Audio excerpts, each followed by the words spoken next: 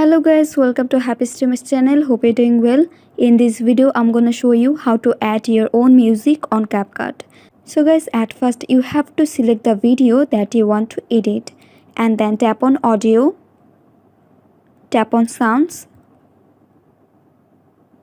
Now go to your file, tap on from device, and guys, here you will be find your own musics.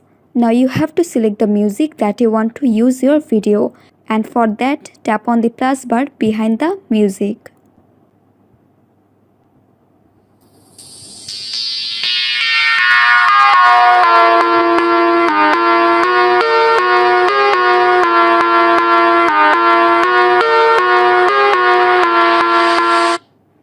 So guys, that's it. That's how you can add your own music on CapCut very easily. So guys, I hope this video was helpful to you. If it was, then please give a thumbs up and hit the subscribe button. And thanks for watching the video.